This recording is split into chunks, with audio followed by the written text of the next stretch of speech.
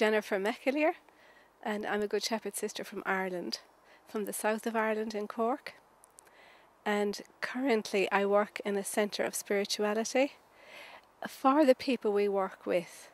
So in Cork we run services for homeless families, women and children. So they stay many months with us, and we try to offer something that will build up their self-esteem, days that are peaceful and beautiful. So we try to do that. But I also work as a psychotherapist, as a family therapist. So I work with other families who are not residential in Good Shepherd services, but who also have problems. And I suppose I bring a spirit of reconciliation and compassion to those families as well.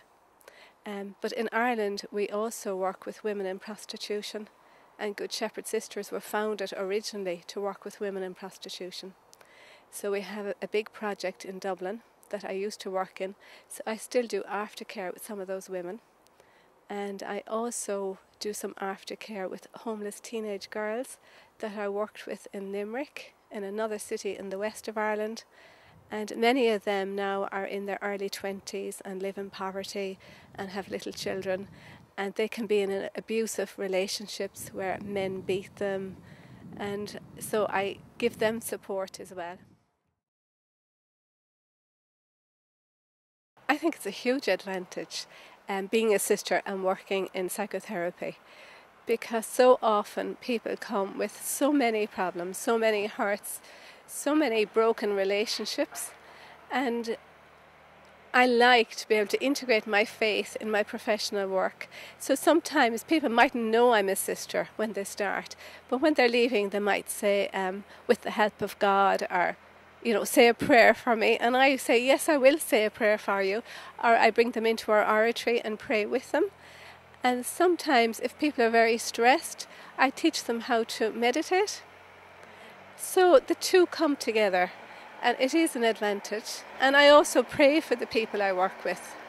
Just what you said now, I was asking myself, I think from my own experience, not my personal experience, but like people that are around me and whatever, I'm asking myself if you ever experienced people that are a little bit afraid of this link. Yes, I would be very slow to initiate the conversation about God, but I respond if they introduce the subject of God. So when they come to my house originally, they may not know I'm a sister, and I don't tell them I'm a sister. But then if they ask, I will tell them, or if they introduce God into the conversation, or even looking for the meaning of life, I will respond. Or if they ask me, what do I think? I will tell them what I think from a faith perspective.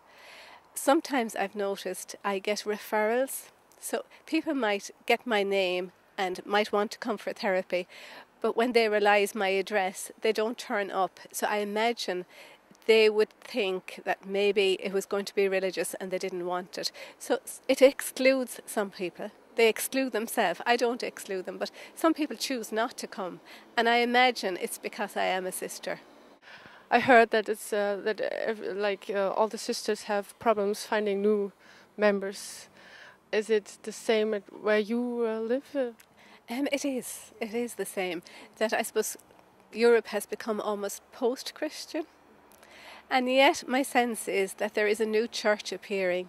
I hear many people are wanting to pray, are looking for spirituality. We have young people in Ireland who are very generous, who go off on the missions for maybe just 3 months or 1 month or a year, a couple of years. So people are wanting to serve, but I think they don't like our institutions. But I really like this meeting we're at here in Angèrs now, because we're looking at how we can restructure. And my sense, it's a call for new life. I think we have to do things differently.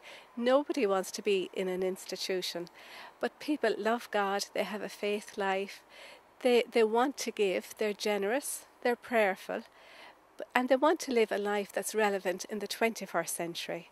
And I can understand why young people don't come to us the way we are at the moment. I think we have to change. And I see this meeting as exciting. It's calling us to do things differently. And I think our contemplative sisters are very courageous. that they spoke this morning about choosing life and resurrection. And I think we have to choose life and involve people. So last week, she's not very young, but a woman asked could she live in community with us, and we said yes. So she moved in on Thursday night.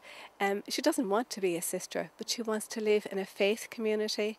She wants to pray. She wants to be in community life. So she's coming for 1 year to live with us, and I think that is a gift, and I hope many more will come. I believe what's happening in Good Shepherd life is happening throughout the church, that all the institutions are crumbling and people are questioning, and at the same time it's like a new church is rising up. And I think it will be different. It will be like the Acts of the Apostles, where people came together and they prayed and they shared and they worked. And I like that idea that it will be new. And sometimes I look at us in Ireland and we have many sisters, and the media is very anti-Catholic, and yet there are people willing to give their lives, and it's like we're moving from being from Good Friday disciples to Easter Monday with hope and joy and new life. So I look forward to new life in the future. Yes, but now you just reminded me of one question about the religious situation in Ireland. Like I guess you have sometimes problems that you face. I don't know. How can you tell us a little bit about it? I suppose the major problem in Ireland was clerical sexual abuse, where priests were accused of sexually abusing children, and that was extremely painful and hurtful, and some of it was true, not all of it. And similarly, some sisters were accused of being abusive to children. And that is something which maybe it has been a death, but I feel we're rising out of it. And it has been very humbling. And I feel that it's a movement of the Spirit, that God creates out of chaos, and maybe we're going to be recreated out of chaos. So it's a moment, it's an opportunity. I think the Chinese say a crisis is an opportunity. I think it is an opportunity to let go of some of the old stuff and to move on with joy and hope and humility.